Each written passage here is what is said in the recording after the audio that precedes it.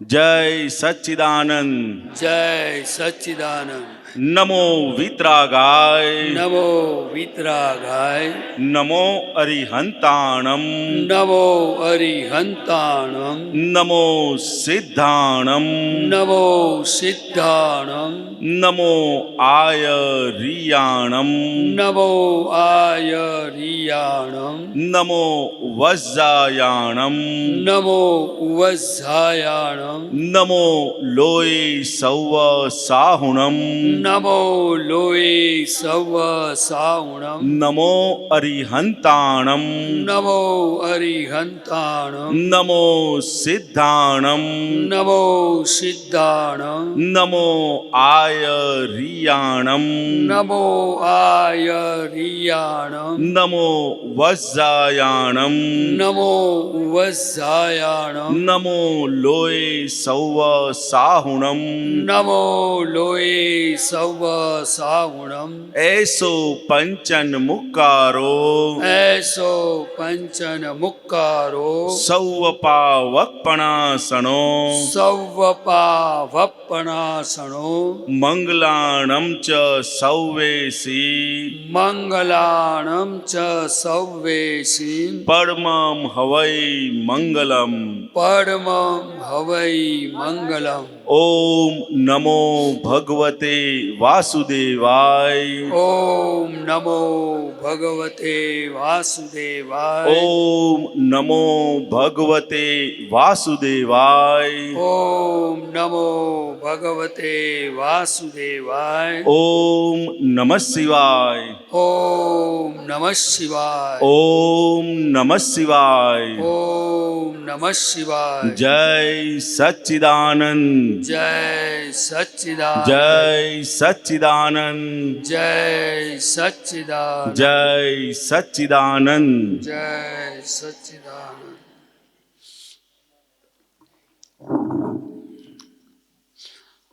આપણે જે ત્રિમંત્ર બોલ્યા એટલે દાદા ભગવાન કહેતા હતા કે કોઈ પણ ક્રિયા મંત્ર જાપ જે કંઈ પણ કરતા હોય તો આપણે પહેલાં એની સમજણ હોવી જોઈએ.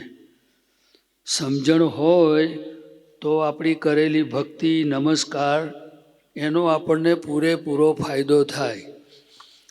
હવે આપણે જે મંત્ર બોલ્યા નમો વિતરાગાય એટલે જેનામાંથી સંપૂર્ણ રાગ દ્વેષ જતા રહ્યા છે, ખલાસ થઈ ગયા છે, એવા પુરુષોને હું નમસ્કાર કરું છું. બીજું બોલ્યા નમો અરિહંતાણમ. આપણે અરિ એટલે આ માગધી ભાષાનો શબ્દ છે. અરિ એટલે દુશ્મન. હવે સામાન્ય રીતે આપણને જે દુઃખ દે એને આપણે દુશ્મન માનીએ છીએ. હવે જ્ઞાની પુરુષ દાદા ભગવાને ફોડ પાડ્યો કે આપણને દુઃખ દેનારું બહાર કોઈ નથી, પરંતુ દુઃખ દેનારા અંદર જે ક્રોધ, માન, માયા, લોભ છે જે આપણને દુઃખ દે છે. અને એ દરેક જીવ માત્રમાં એનું પ્રમાણ હોય જ. જ્યાં સુધી અજ્ઞાન છે ત્યાં સુધી હોય. હવે જે અત્યારે પદ્માસન વાળીને બેઠેલા જે ભગવાન છે જેમને સિમંદર સ્વામી એ અરિહંત ભગવાન છે. એમનામાં ક્રોધ, માન, માયા, લોભ, રાગ, દ્વેષ બધા દુશ્મનો ખલાસ થઈ ગયા છે. એટલે એમની પર એમણે વિજય પ્રાપ્ત કર્યો છે. માટે આપણે જ્યારે નમસ્કાર બોલીએ નમો અરિહંતાણમ ત્યારે આપણા લક્ષમાં સિમંદર સ્વામી જેવા દેખાય એવા એ હોય તો આપણને મંત્રનો પૂરેપૂરો ફાયદો મળે. બીજા નમસ્કાર છે. હવે આપણે એમને નમસ્કાર કેમ કરીએ છીએ તો કે આપણી અંદર ક્રોધમાન માયા લોભ ખરા કે નહીં? કોઈ બોલતું નથી. હવે જો આપણે જેનામાંથી જતા રહ્યા હોય એમને આપણે નમસ્કાર કરીએ તો આપણે પણ ધીરે ધીરે એમાંથી મુક્ત થતા જઈએ. બરાબર? હા, તમને ઉપલબ્ધ બધી માહિતી અમે આપીએ છીએ.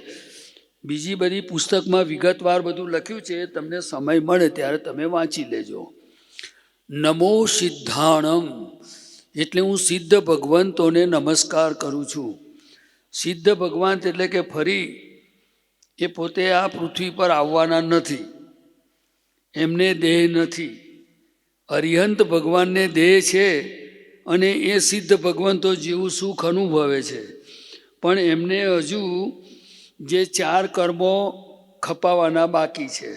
ટોટલ 8 કર્મો હોય: નામ, ગોત્ર, આયુષ, વેદની, જ્ઞાનાવરણી, દર્શનાવરણી, મૌની અને અંતરાય. હવે સિમંદર સ્વામી ભગવાનમાં જ્ઞાનાવરણી, દર્શનાવરણી, મૌની ને અંતરાય એ બધા કર્મો ખલાસ થઈ ગયા. ખ્યાલ આવ્યો? હવે એમને નામ, ગોત્ર, આયુષ અને વેદની, કારણ કે આ શરીર છે, શું છે?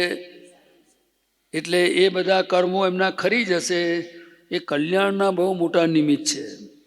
દાદા ભગવાને કહ્યું કે અત્યારે અમારો દેહ નથી, જ્યારે અમારો દેહ નહીં હોય ત્યારે તમારે એમની ભક્તિ કરવાની. ખ્યાલ આવ્યો? બીજું કહેતા હતા કે મારો ફોટો નહીં મૂકો તો ચાલશે, પણ એમનો રાખજો, કારણ કે હું ત્યાં બેઠો છું. તમારા નમસ્કાર હું ત્યાં પહોંચાડીશ એમને. એટલે એમણે 40 વાર નમસ્કાર કરવાનું નમસ્કાર વિધિમાં બતાવ્યું છે. જેને લાભ લેવો હોય તેમણે લેવો. જ્ઞાની પુરુષના કયા પ્રમાણે ચાલવાથી જીવનું હિત નહીં પણ કલ્યાણ છે. શું છે? ખ્યાલ આવ્યો? બીજા નમસ્કાર છે નમો સિદ્ધાણમ, એટલે હું સિદ્ધ ભગવંતોને નમસ્કાર કરું છું. એમનામાં 8 કર્મો ખલાસ થઈ ગયા છે, એટલે એમને દેહ પણ નથી. ખ્યાલ આવ્યો? એ સિદ્ધ ગતિમાં બિરાજમાન છે. એ બીજા નમસ્કાર, એ પહેલા નમસ્કાર કરતાં બીજા નમસ્કાર મોટા કહેવાય, કારણ કે એમને તો દેહ પણ નથી.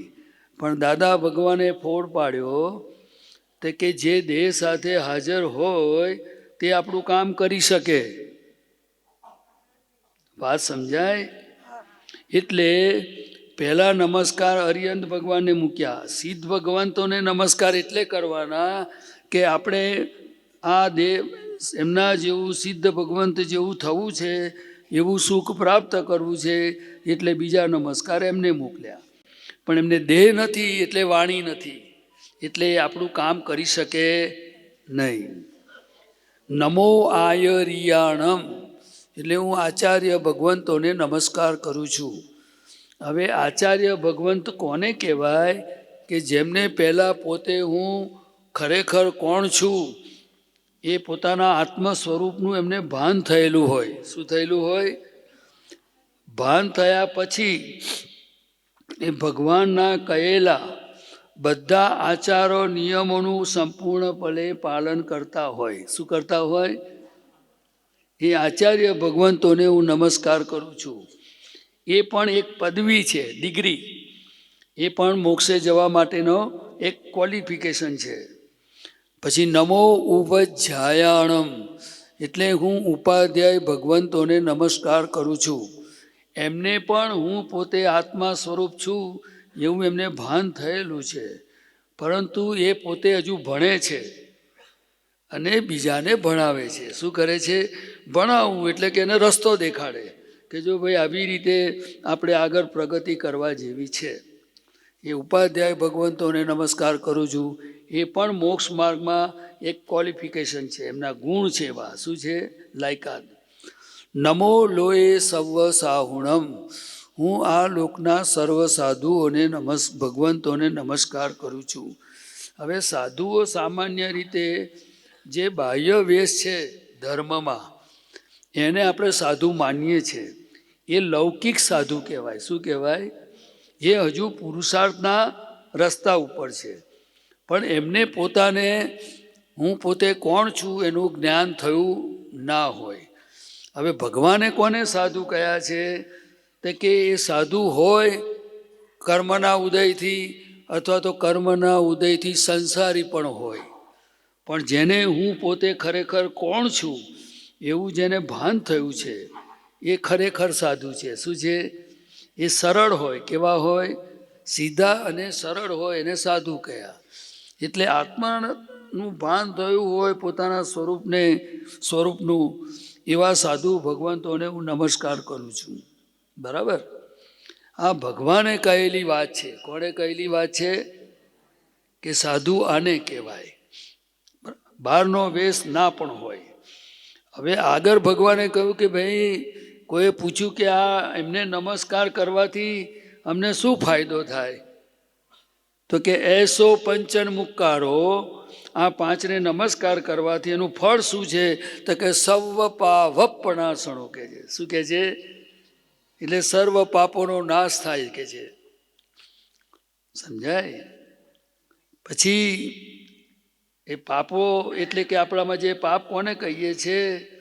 તો કે આપણી અંદર બધી જે નબળાઈઓ રહેલી છે ને, તો જેની ભક્તિ કરીએ, જેનું આરાધન કરીએ, જેના સંગમાં રહીએ, તો એ પ્રમાણેની અસરો પડે બધી. શું થાય? શું થાય? ખ્યાલ આવ્યો? એમાં જો જ્ઞાની પુરુષે કહ્યું હોય એ પ્રમાણે જો સમજીને કરે તો એનું કલ્યાણ થઈ જાય. સૌ પાવપણાસણો મંગલાણમ ચ સૌવેસીમ પડમમ હવૈ મંગલમ. તો કે ઊંચામાં ઊંચું જો મંગલ કાર્ય કોઈ હોય તો કે આ બ્રહ્માંડના શ્રેષ્ઠ પુરુષો છે. હરિયંત ભગવાન, સિદ્ધ ભગવાન, આચાર્ય ભગવાન, ઉપાધ્યાય ભગવાન, સાધુ ભગવાન, જેમને હું પોતાના સ્વરૂપનું ભાન થયું છે, જે મોક્ષના અધિકારી છે, એમને નમસ્કાર કરવાથી આપણા પાપો ભસ્મીભૂત થાય અને બહુ ઊંચામાં ઊંચું મંગલ છે. શું છે? મંગળ એટલે આપણું હિત કરનારું, કલ્યાણ કરનારું, અને એ કરવા યોગ્ય છે. શું છે? આમાં કઈ જૈન વૈષ્ણવ આવે ખરું? જૈન વૈષ્ણવ આવે ખરું? ભગવાન જૈન પણ નથી, ભગવાન વૈષ્ણવ પણ નથી, મુસ્લિમ નથી, કશું નથી. ભગવાન ભગવાન છે.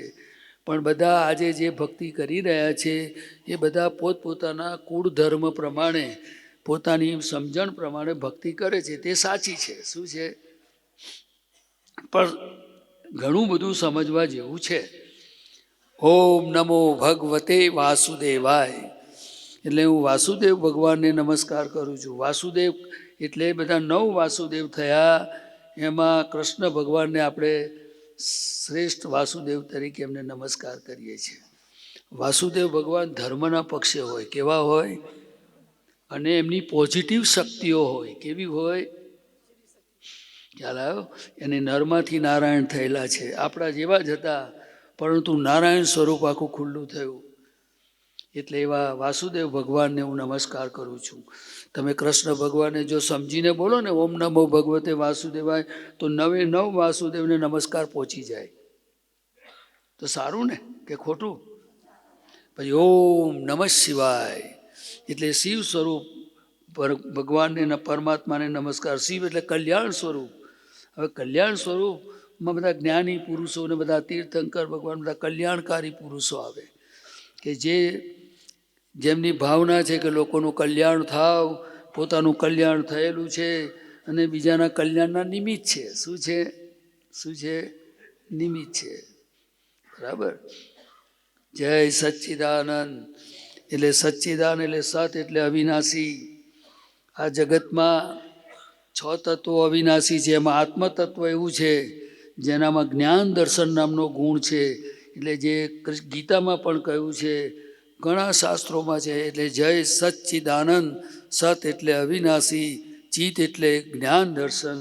ખ્યાલ આવ્યો ને? કયું પણ અવિનાશી જ્ઞાન દર્શન. એટલે દરેક જીવ માત્રમાં એ સચ્ચિદાનંદ સ્વરૂપ રહેલું છે. એટલે આપણે જો સમજીને નમસ્કાર કરીએ તો આપણને ફાયદો થાય. ખ્યાલ આવ્યો? આ રીતે મંત્રની તમને ટૂંકમાં સમજ આપી છે. વિગતવાર બધું પુસ્તકમાં હશે, તે જાણી રાખજો.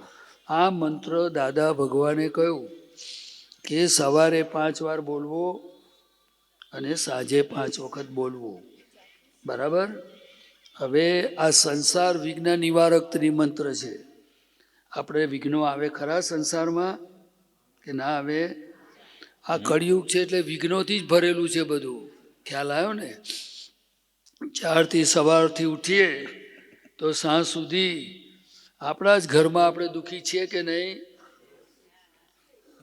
આપણા જ ઘરમાં આપણે દુઃખી છે ને કે ભાડાના ઘરમાં? પછી આપણા ઘરનું ખાઈએ છીએ તોય ઉપાધિમાં પડ્યા જ છે ને, કે નથી પડ્યા?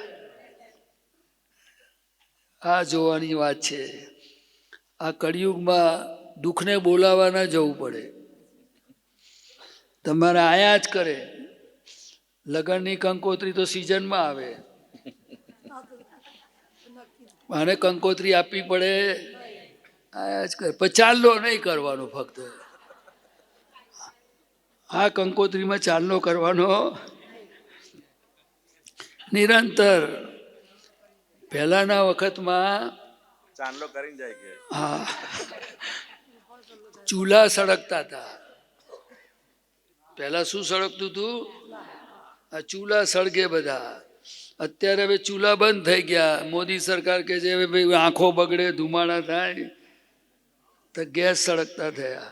ગેસમાં અવાજ આવતો નથી ને, પણ સળગ્યા કરે છે ને. મય સળગે છે ખરું? કોણ સળગાવે? લાઇટર કોણ મારે છે બર્યું?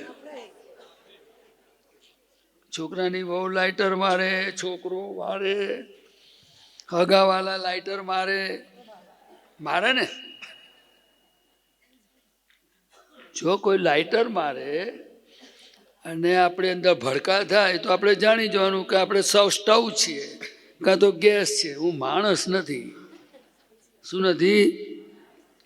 ફોટો માણસનો પડે. તમે વાત ગળે ઉતરે એવી છે કે જરા અઘરી છે.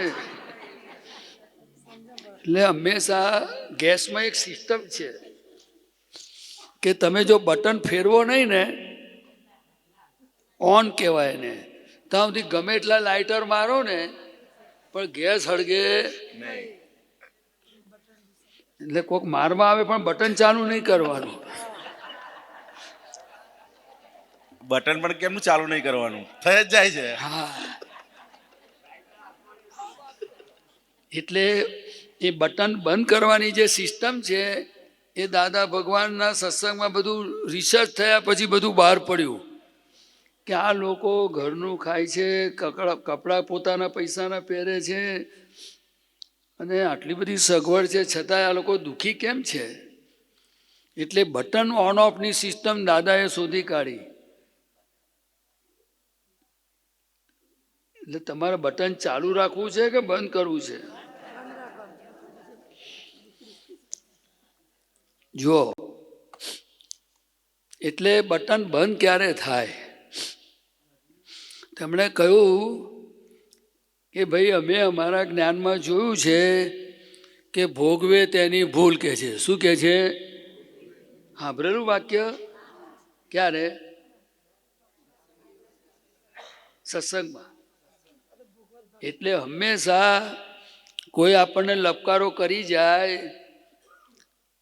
કોઈ આપણને કંઈ પણ આડું અવડું કરી જાય તો જો તમને ભોગવે તેની ભૂલ ખબર હોય ને તો બટન ઓન ના થાય. પણ જો તમને ખબર પડી કે મારી ભૂલ નથી અને આ મને કહે છે તો તરત ભડકો ચાલુ.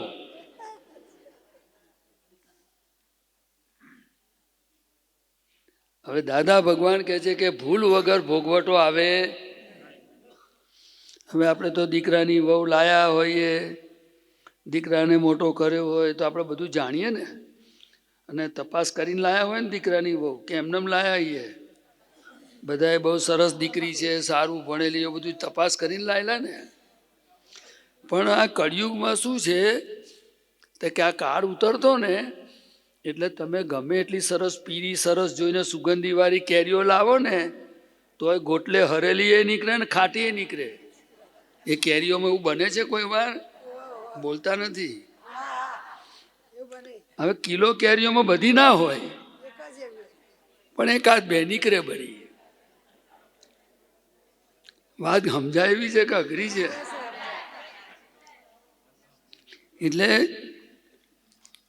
એટલે આપણે શું કરીએ તો કે મીઠી કેરીઓનો લાભ લેવો, પણ સહેજ સડેલી હોય કે જે હોય ને બહુ એને છંછેડવી નહીં.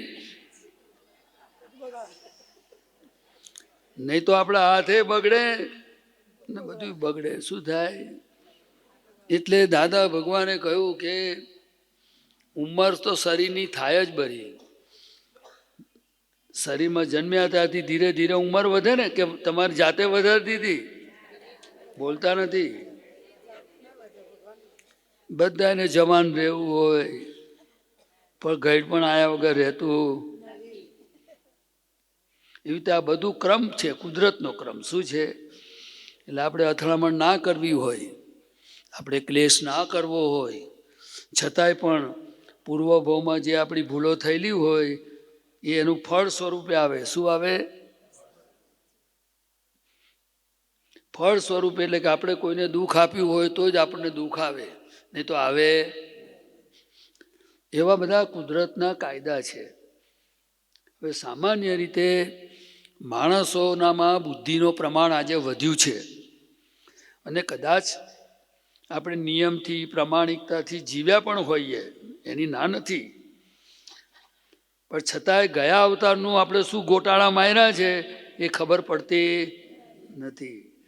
એટલે અત્યારે આજે આપણે જે બધા ભોગવટા આવે છે ને, સુખ એ પણ એક ભોગવટો છે, દુઃખ એ પણ એક ભોગવટો છે. શું છે? પણ સુખમાં તમને તમારું ધાર્યું થાય, તમારું ગમતું થાય તો તમને આનંદ થાય. શું થાય? અને દુઃખના એટલે કે તમને જે ના ગમતી વસ્તુઓ બધી ભેગી થાય, માણસથી લઈને તો બધું તમને દુઃખના પરિણામ ઊભા થાય. શું થાય? પણ દાદા કે કોઈ પણ હિસાબે આ ભોગવે તેની ભૂલ.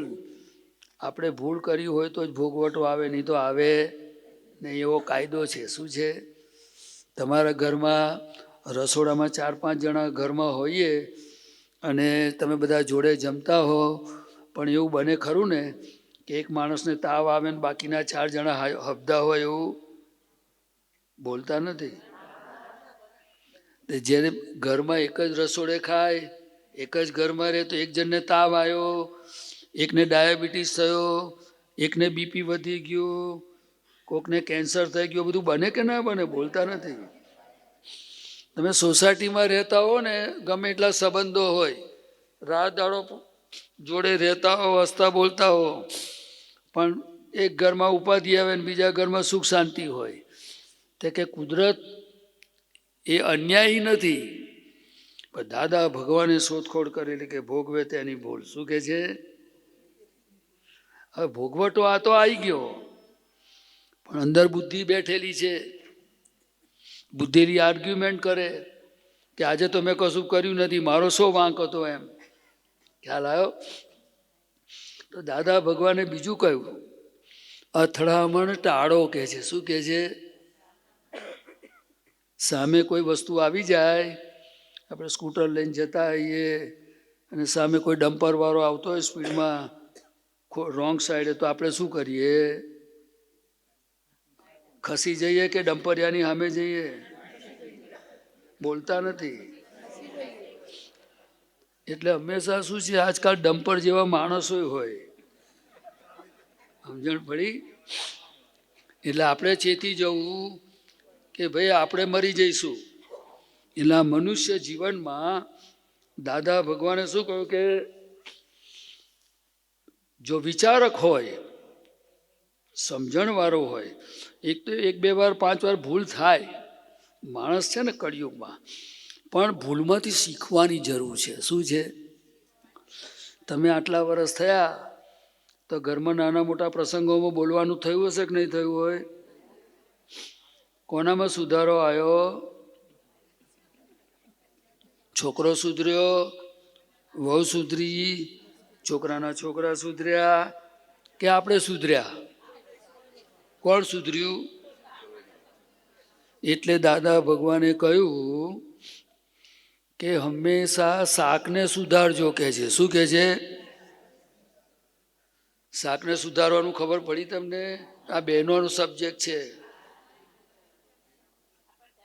માર્કેટમાંથી લાવીએ બટાકા, દૂધી, બધું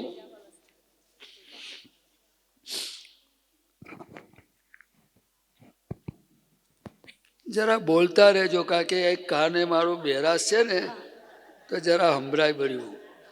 માઇકમાં તમને કોઈ બિલ નથી આવવાનું. હા, અને કોઈ કેમેરા નથી મૂક્યા? CCTV એટલે કોઈ ગભરાશો નહીં કે કોઈ પોલીસ સ્ટેશન નથી, હા, એ ચિંતા ના કરશો.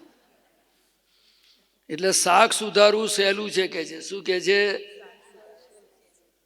દૂધીને તમે છોલો તો દૂધી બૂમો પાડે, અને વહુ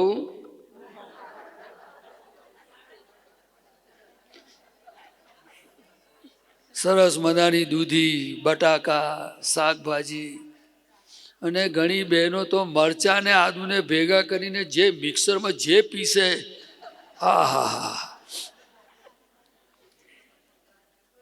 છતાંય કોઈ દાડો આદુ બોલ્યું નથી કે ભાઈ રવા દો ને.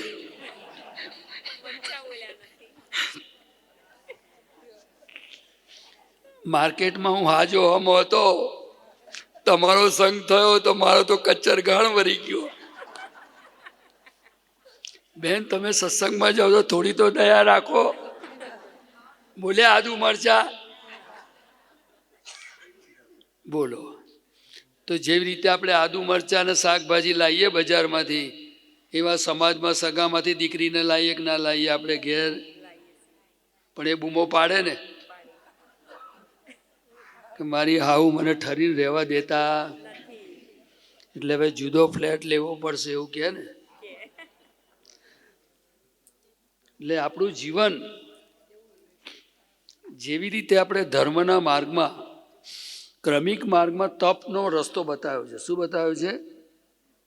તપ ત્યાગનો રસ્તો, ક્રમિક માર્ગ. એટલે જો આપણને સાચું તપ કોને કહેવાય એ જો આપણને સમજાય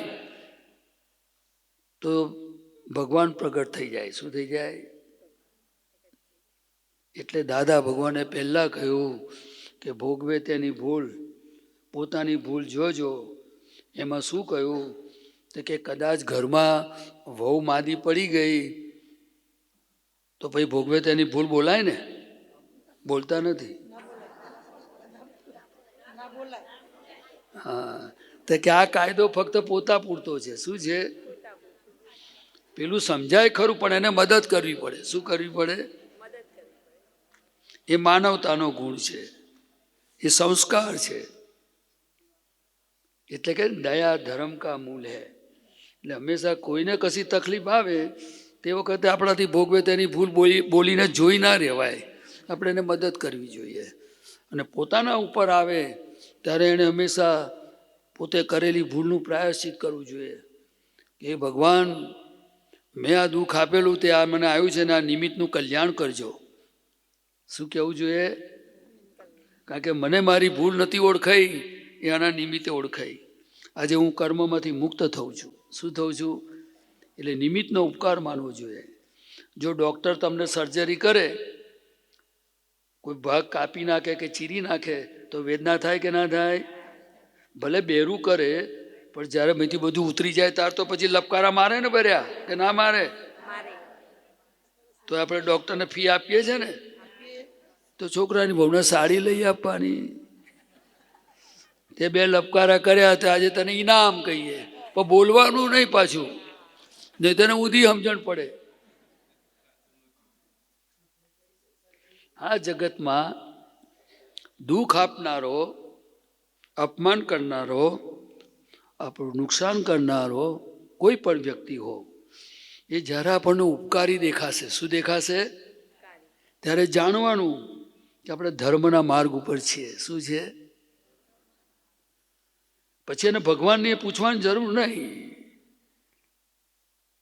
ભગવાન પ્રગટ થયા જ કરે. શું થાય? આવો આ માર્ગ છે. બીજે કઈ ભૂલ લાગે આપણને? ઘરમાં બેઠા હો તમે સોફા ઉપર, તો અંદર હોળીને દાડે તો ધાણી ફૂટે બરી, પણ ભાઈ ધાણીઓ ફૂટે છે? બોલતા નથી.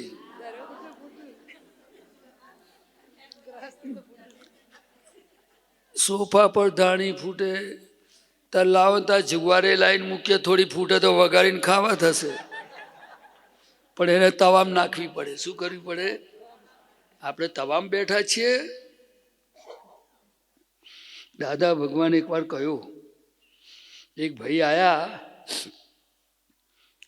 તો દાદાએ વાતચીત કરતા કરતા પૂછ્યું. દાદા કે હું તો બહુ ગુસ્સે થઈ જાઉં, બહુ ગરમ સ્વભાવનો. દાદા કે તપેલું છું લા.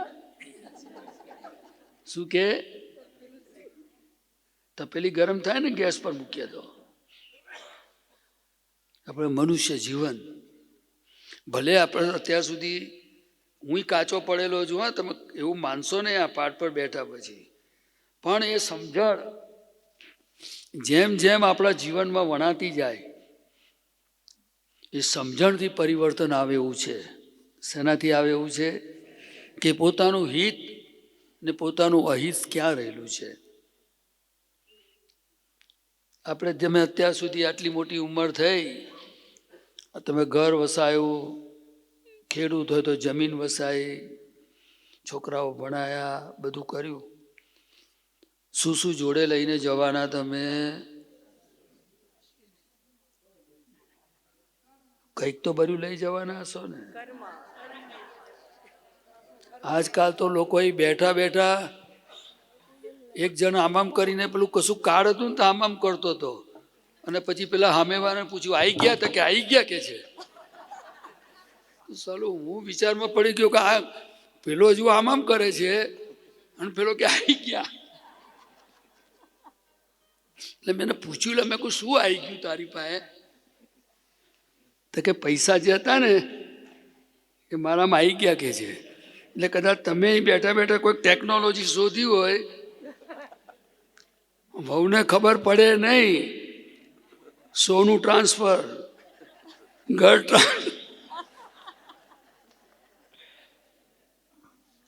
એવું કઈ શોધ્યું નથી ને તમે? હોય તો કહેજો હા. એટલે કશું જોડે આવે નહીં, અને આટલી ઉંમરે હવે શું અપેક્ષા રાખવાની? જીવન જેમ જેમ સમય જતો જાય એમ સંયમિત અને સમજણવાળું હોવું જોઈએ. કેવું હોવું જોઈએ?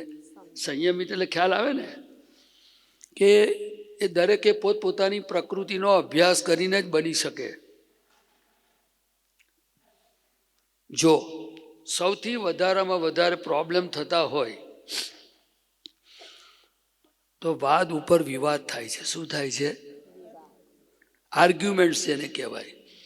તો જેને વાણીનો સંયમ આવડી જાય તો ક્લેશ ઘટવા માંડે. વાણીનો સંયમ ખ્યાલ આવ્યો? બીજો સંયમ, આપણે આપણા સમયમાં ગમે એટલા વાગે ઉઠતા હોઈએ, ગમે તે રીતે આપણે તૈયાર થઈને ચા નાસ્તાની બધી હેબિટ હોય, પરંતુ આજે સમય બદલાય છે તો આપણે ઘરમાં ખખડાટ ના થાય એ રીતે તૈયાર થવું જોઈએ. શું કરવું જોઈએ? અને કદાચ 5 વાગે ઉઠીને નાહવાની આદત હોય અને છોકરાને વહેલા જવાનું હોય, સ્કૂલોમાં જવાનું હોય, ને લોકો વહેલા તૈયાર થતા હોય, ત્યારે આપણે પડતું મેલવું. શું કરવું? જેને એવું કહેવાય કે પ્રકૃતિમાં આગ્રહ અને જીદ નામનો ગુણ હોય છે, કે હું આટલા વર્ષોથી આવી રીતે રહેલો છું એટલે મને આ જ કરવાનું. એવું એને ફ્લેક્સિબલ થવું જોઈએ. શું થવું જોઈએ? તમે લગ્ન કરેલા તારે બોલતા હતા મહારાજ એવું, અત્યારે તો મને ખબર નથી. હવે સમય વર્તે સાવધાન બોલેલા. એ શું? સમય વર્તે સાવધાન એ શું?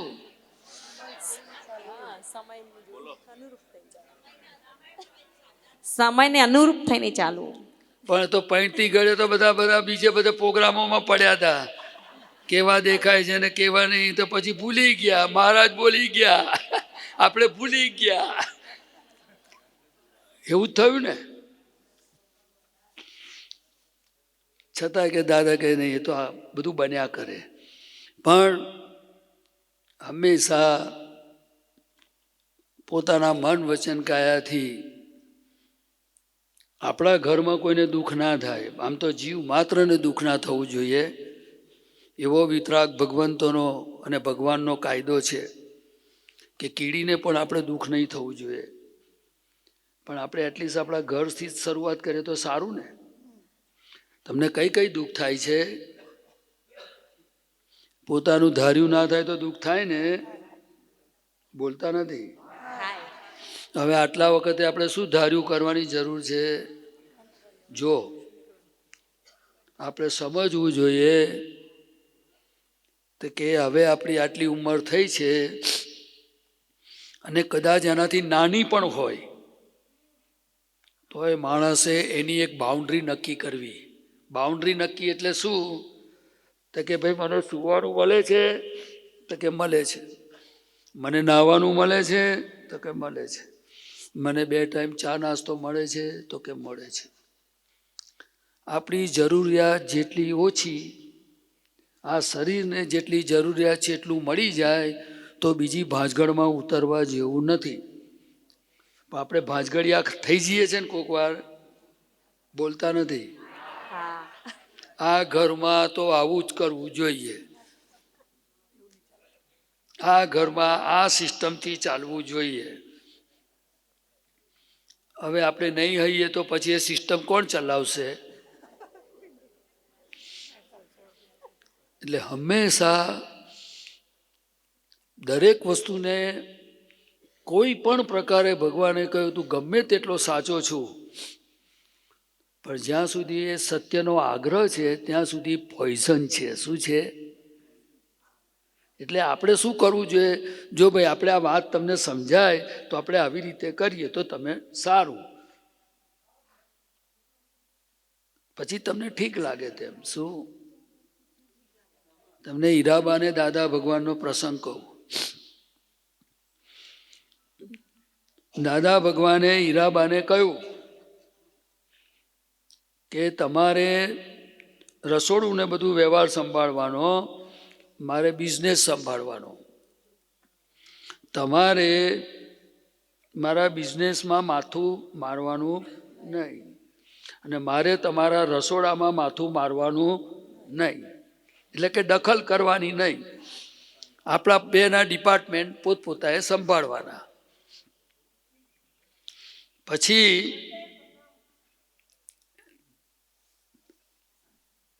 હીરાબાએ શાક બનાવ્યું. એટલે દાદાએ ધીમે રહીને તીખડી સ્વભાવના હતા. કેવા? તીખડી એટલે ગમત કરવા વાળું. તો કે કેમ આજે તમે કારેલા બનાયા? એટલે પછી દાદાએ ધીમે રહીને કહ્યું, તમારે ને મારી વચ્ચે કેવો વ્યવહાર હોય?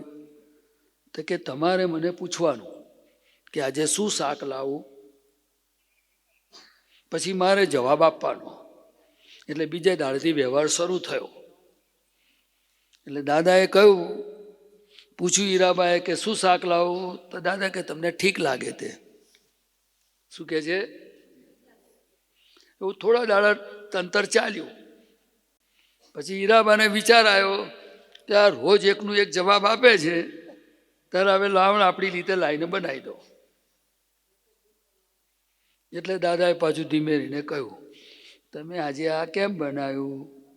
તો કે તમે રોજ એવું કહો છો ને ઠીક લાગે તે, એટલે આજે મેં ના પૂછ્યું. તો કે ના, તમારી ને મારી વચ્ચે વ્યવહાર હોવો જોઈએ. શું હોવો જોઈએ? અત્યારે એવા વ્યવહાર રહ્યા નથી.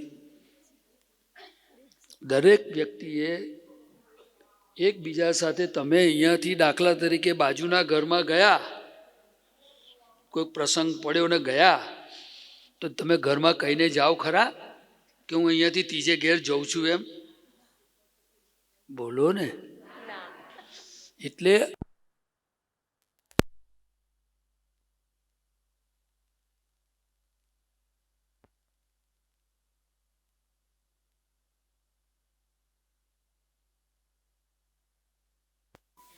આપણે એકબીજાની સાથે રહીએ છીએ તો આપણો એક વ્યવહાર હોવો જોઈએ. શું હોવો જોઈએ?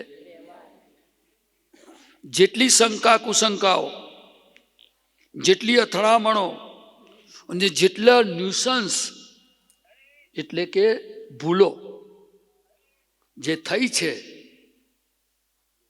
એના મૂળ કારણરૂપ વ્યવહાર છે. શું છે? કયો વ્યવહાર? તો કે પોતાની રીતે કરવો. શું કરવો? હવે એક ફેમિલીમાં ચાલે ખરું આવું? બોલતા નથી.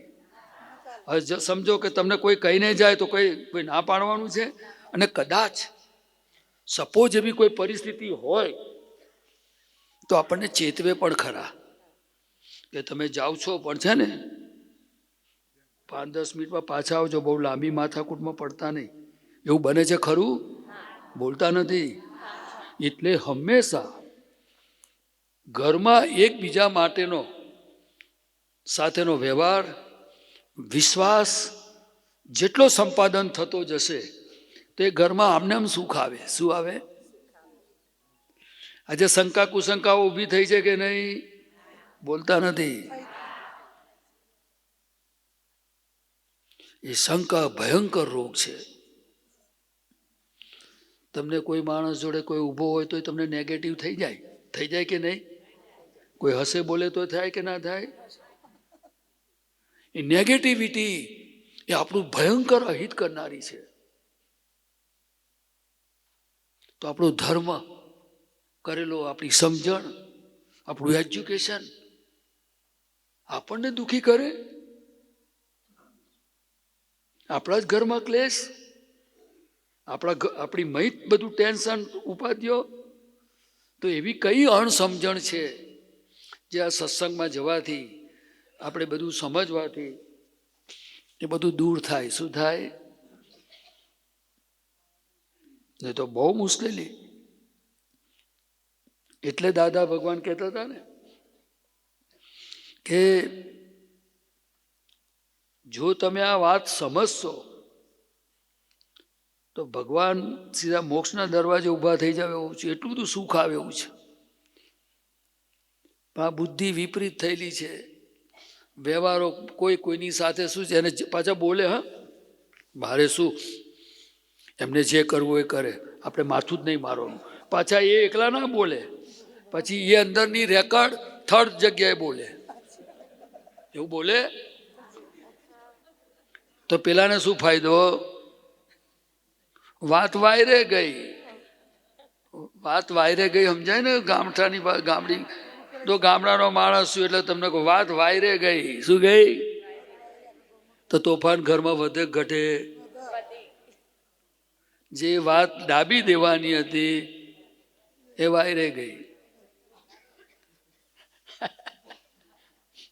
એટલે જો તમને હિતાહિતનું ભાન આપણને સમજાય તો ક્યાં કેટલું બોલવું, ક્યાં કઈ વસ્તુનો કેમ રસ્તો કાઢવો, એ બધું આપણને આવડે. એને કોમન સેન્સ કહેવાય. શું કહેવાય?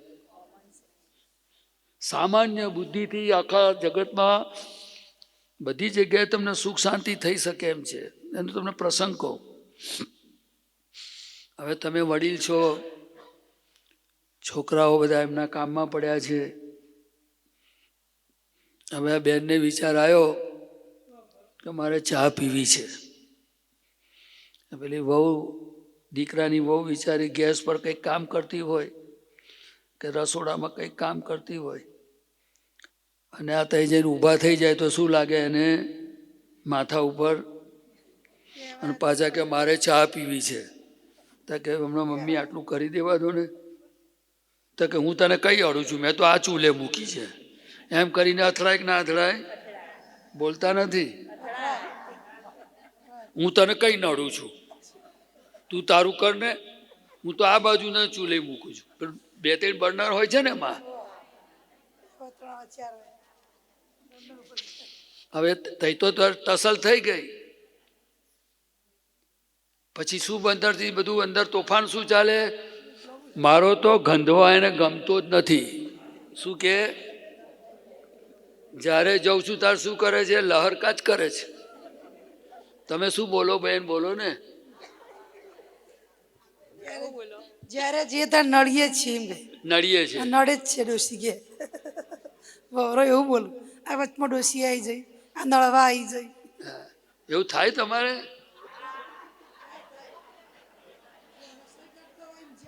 એમ જ કોઈ રસોઈ કરતા હોય જ્યાં કીધું ને ચા મૂકો તો વચમાં એક બાદ બેહી કે બોલ્યા વગર એવું અવરું કહેતા રે. તો બરી ઉપાધિ છે.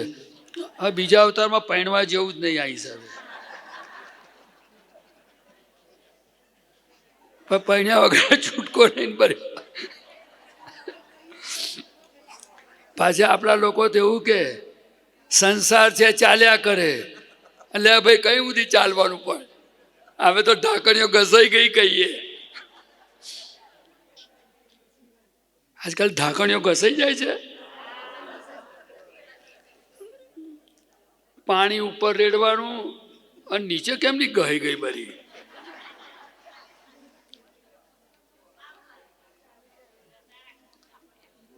આટલા બધા બ્રશ ઘસ્યા પણ દાંતે એકે ગહાયો નહીં, અને અહીં એકે બ્રશ માર્યું નથી તોય ઢાંકણીઓ ગહાઈ ગઈ. એટલે દાદા ભગવાન ખાસ કહેતા હતા કે ભાભો ભારમાં તો વહુ લાજમાં. હવે ચરોતરની ભાષામાં બધી વાત કરતા હતા. હંમેશા આપણે બધું સમય જોઈને કામ કરવું. આપણી જાતને કહેવું, કદાચ તમારા ઘરમાં કોઈ આવ્યું હોય તો કહેવું ભાઈ જરા 2 મિનિટ શાંતિ રાખો, અને પછી વહુને કહેવું ત્યારે જો ફ્રી થવું તો જરા કહેજે તો મારે થોડી ચા મૂકવી છે. હંમેશા જેટલું કોમ્યુનિકેશન આપણા તરફથી વિવેક વિનયવાળું થાય ને તો સામામાંથી શીખવું હોય તો કંઈક શીખે, અને ના શીખે તો બર્યું, પણ આપણે તો શીખી જઈએ. પણ શું છે કે એ સમય સચવાતો નથી. એ પ્રકૃતિની અંદર પોતે એટલું બધું ઇમોશનલપણું હોય છે કે જેને કારણે પછી અથડામણો થાય છે. શું થાય છે? અને દાદા ભગવાને એ જ કહ્યું કે ભાઈ ભીતની સામે અથડાશો ને તો માથું જ ફૂટશે, પણ ભીત વેર બાંધે નહીં.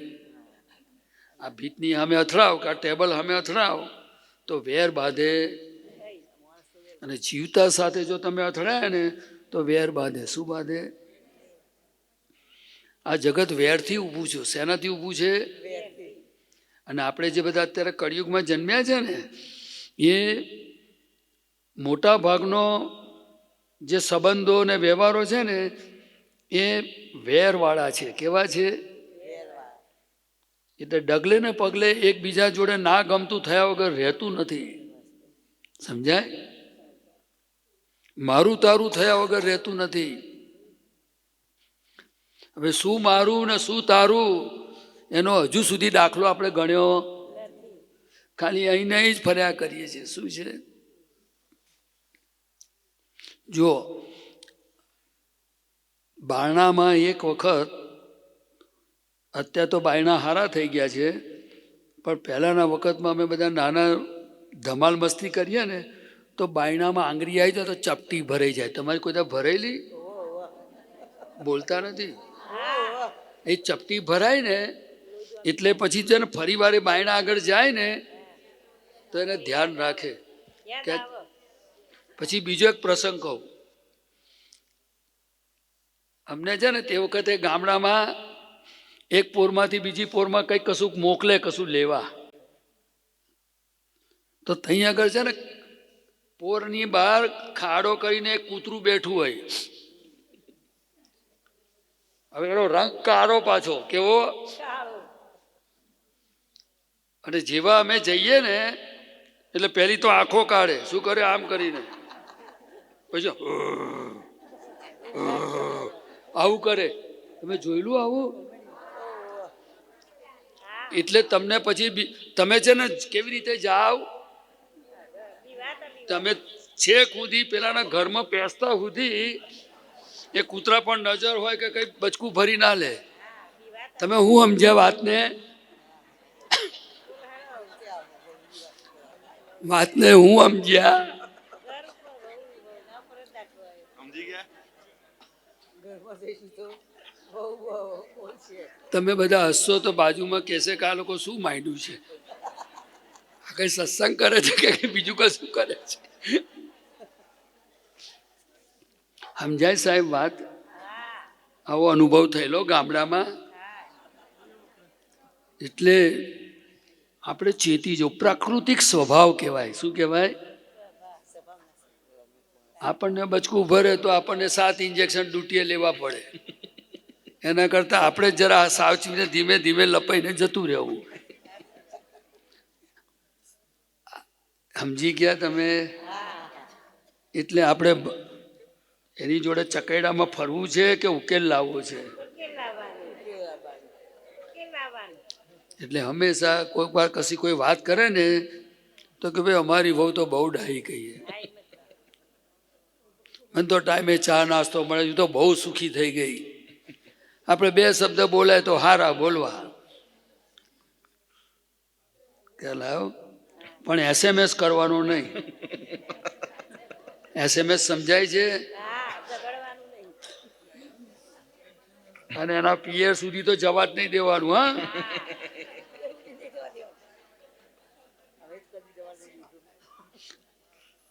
દાદા ભગવાન કહે છે કે આપણે અહીં કેટલા વખત રહેવાનું? જે દુનિયામાં આવીને આપણે મરી જવાનું. આપણે મરી જવાનું કે આ શરીર જતું રહેવાનું. એટલે આપણે કુદરતના ગેસ્ટ છીએ. શું છે? જેવી રીતે તમે અહીં 4 દાડા માટે આવ્યા છો, આપણે બધા તો ગેસ્ટ કહેવાઈએ કે નહીં? તમે કોઈ તમારા પિયરમાં જાઓ કે સગાવાલેને ત્યાં જાઓ તો 2-3 દાડાના ગેસ્ટ કહેવાઈએ ને. આપણે અહીં 60, 70, 100 વર્ષ સુધીના ગેસ્ટ છીએ. ગેસ્ટ તરીકે જો જીવન જીવતા આવડી જાય તો દુઃખ આવે નહીં. સમજાય?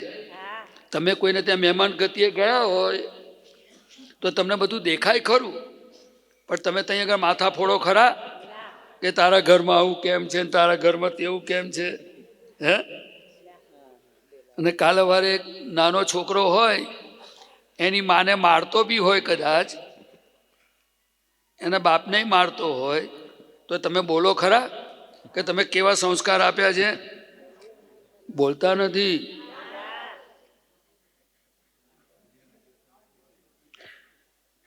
કેમ ના બોલો? 2-3 દાડા રહેવાનું છે.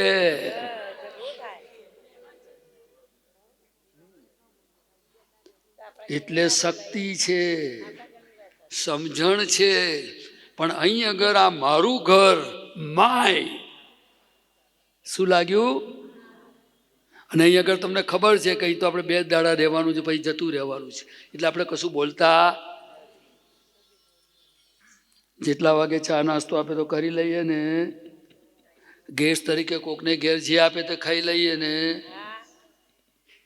અને કદાચ મરચું વધારે પડ્યું તો ના ના, બહુ સરસ છે, ચાલશે. તમને ફાયું? અરે બહુ ફાઈન. એટલે મય તો ચૂન ચૂન છે, બોલો ને, ઉઘાડું. પણ ના. અને અહીં તો માય ઘર, મારા છોકરાની વહુ, બધું મારું છે. એ મારું તમને દુઃખ દે છે. કોણ દે છે? અને જે દુઃખ દે, દાદા ભગવાને શોધખોળ કરી, જે દુઃખ આપે તે મારું ન હોય. શું કે છે? જે દુઃખ આપે એને આપણું કહેવાય જ નહીં. આપણું આપણને દુઃખ આપે? જે દુઃખ આપે છે તેથી જ આપણે સમજી જવું જોઈએ. પણ એ સમજણ દાદા ભગવાનની 10 લાખ વર્ષની તપશ્ચર્યા, વ્યવહાર અને નિશ્ચયના બધા ફોડ એમણે આપેલા છે. એટલે ગેસ્ટ તરીકે જીવવા જેવું છે. કેવું? કારણ કે ગમે ત્યારે શ્વાસ બંધ થાય. ઉંમરને કોઈ લેવા દેવા નથી, ધ્યાનમાં રાખજો. પણ મનુષ્ય જીવન એ સાર્થક થવું જોઈએ. કેવું થવું જોઈએ? જે ગયું, દાદા કહે છે ગોન, ફિનિશ, જવા દો. પણ આજથી ચેતો કહે છે. શું કહે છે? ગયું એને આપણે પાછું બોલાવી ના શકીએ, પણ એના તારણ સ્વરૂપે આપણને ખબર પડી ત્યારથી આપણે એ રસ્તે ચાલવું જોઈએ.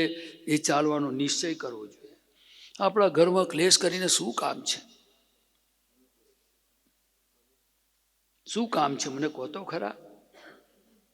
ગેસ્ટ તરીકે જીવવાની મજા બહુ અદ્ભુત છે. પછી કંઈ પણ હો, એટલે એને શું કહેવાય કે કોઈ પણ પ્રકારની રિક્વાયરમેન્ટ નહીં, કોઈ પણ પ્રકારની કમ્પ્લેન પણ નહીં. જે મળ્યું તે કરેક્ટ. સો જેને દાદા ભગવાને ત્રીજું વાક્ય મૂક્યું છે, બન્યું તે જ ન્યાય. ન્યાય. આપણા શરીરને અનુકૂળ ના આવે તો હંમેશા પહેલા વાડકીઓ ભરી દેવાની નહીં, થાળીઓ ભરી દેવાની નહીં. એક વખત મેં એક પ્રસંગ બનેલો, હું મારી જ વાત કરું એટલે તમને અનુભવ થાય ને પછી કામ લાગે. દાદા ભગવાનની જ્ઞાન પ્રાગટ્યના 25 વર્ષ પૂરા થયા. એમાં મુંબઈમાં એની ઉજવણી થઈ.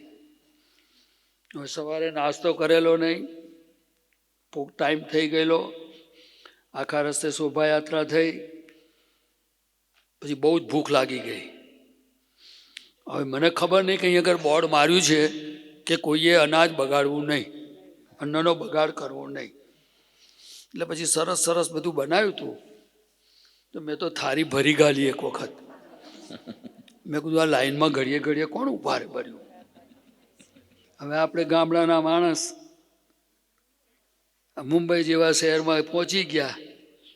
મેં તો થાળી બધી સજાઈ દીધી બરાબર, સજાઈને એક ખૂણામાં શાંતિથી બેઠો બેઠો જમવાનું ચાલુ કર્યું. હજુ તો અડધી થાળી પૂરી થઈ નથી ત્યાર પહેલાં અહીંયા આગળ લોક વાગી ગયું. હવે શું કરવું? કારણ કે જે થાળી જઈ મૂકવા જવાનું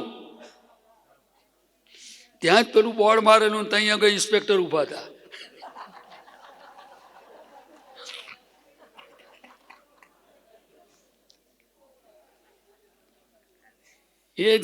જે અનુભવ થયો હજુ જતો નથી. હું ઘરમાં બેહું તો ભાઈ પહેલા આટલું મૂકજે બાપા. એટલે દરેક પ્રસંગો આપણને જ્ઞાન આપે. શું આપે? એટલે હું તમને કહેવા એ માગું છું, ત્યાં તો ખાવા પીવાની વાત છે, એવું આપણા ઘરમાં પણ જો આપણી સામે રિએક્શન આવે, આપણે કોઈ સાચી વાત કહેવા ગયા હોય કશું, અને જો સામે બળવો પોકારે કોઈ, તો આપણે સમજી જવું કે હજુ મને બોલતા આવડતું, હજુ કયા સમયે શું બોલવું એનું મને ભાન નથી, એવું પોતાની ભૂલ જોતા શીખવું, તો આપણી શક્તિ વધશે. હજુ મારે આ જીવનમાં બને છે. તમે કોઈ પણ વસ્તુ કોઈને કહેવા જાઓ તો અત્યારે આશય પકડાતો નથી, શબ્દો પકડાય છે. શું પકડાય છે? એટલે લેવલ કુદરતી રીતે ડાઉન થાય છે. શું થાય છે? હવે એમાં દોષ કોઈનો નથી, છે પરસ્પર ભોગવટા. આશય નથી પકડાતો. પછી જે શબ્દ તમે બોલ્યા હો એને વાગે છે. શું થાય છે? એના અહંકાર પર ઘા પડે છે. એટલે બોલવાની જે રીત છે એ પણ હજુ શીખવી પડે એવી ટાઈમ છે. આ કાળની સ્થિતિ શું છે એ કહું છું તમને. એનાથી આગળ કે દરેક માણસ કોઈને કોઈ ઉલઝન, એટલે એની વિચારધારા અથવા કોઈ સમસ્યામાં એ જીવી રહ્યો છે, એટલે આપણે એને ન્યુટ્રલ થતા એને વાર લાગે. શું લાગે? એટલે આપણે કેવી રીતે ડીલિંગ કરવું પડે? હજુ કેટલા વખતથી માર ખાઉં છું તોય હજુ કાચું પડે છે. એટલે તમને કહું છું, ઘણા પ્રયોગ કરતો જાઉં છું. દાદાની કૃપાથી એક નક્કી કર્યું છે કે મને આ ગૂંચ પાડવી નથી. એટલે પછી હું એમને કહું કે તમે જ્યારે જરા ફ્રી પડો ને તો જરા મારે 2 મિનિટ તમારું કામ છે, તો ફ્રી પડો તારે કહેજો. તોય માણસ ભૂલી જાય. શું થાય? એટલે હું જાણું કે હજુ સમય પાક્યો. ફરી પાછો કલાક થાય એટલે કહું જરા 2 મિનિટ પછી તમે ફ્રી હોય ત્યારે કહેજો. આજે બહુ સમસ્યા છે એક એક માણસના મગજમાં, આપણને ખબર નથી. આપણે આપણી જાતને જોઈશું ને ત્યારે આપણને ખબર પડશે કે આપણને કોઈ પણ માણસ જેને જમવા બેઠા હોય કે બીજું કામ કરતા હોય, જો કોઈ કશું કહે ને તો આપણું માઇન્ડ એકદમ એક્સેપ્ટ નથી કરતું. તમે જોજો, કરીએ છીએ. હવે રવા દો ને, શાંતિ રાખો ને, આવી ભાષા તરત નીકળશે. બને છે એવું બોલતા નથી. મારી ભૂલ તમારે સુધારવાની. હા, અને તમારી ભૂલ દાદાના જ્ઞાનથી સુધરશે, એ મારાથી નહીં સુધરે. એ તમે નક્કી કરશો તો. મારી ભૂલ કોને સુધારવાની? બોલતા નથી. મારી ભૂલ તમારે સુધારવાની. અને તમારી ભૂલ કોણ સુધારશે? દાદા ભગવાનનું જ્ઞાનથી સુધરશે. તમને ગમી નહીં આ વાત? બોલો ને મોટેથી. તો જ આપણો સંબંધ સાચો. એટલે અત્યારે પરિસ્થિતિ એવી છે કે બહુ સમય સમજીને બહુ ધીરજપૂર્વક આપણે જીવન જીવવા જેવું છે. છતાંય તમને નહીં કરવો હોય ને તો એ બળાપો થવાનો જ છે. કારણ કે કોઈનું વર્તન વાણી અત્યારે એવા હૃદય ઠારે એવા છે. ફક્ત આપણું હૃદય કોણ ઠારશે? તો કે જ્ઞાની પુરુષની જે દ્રષ્ટિ છે એ દ્રષ્ટિ જેમ જેમ આપણા જીવનમાં વણાતી જશે, જેના જીવનમાં વણાશે એને દુઃખમાં પણ સુખનો અનુભવ થશે. કેવું? એટલે કે દુઃખ અડે નહીં.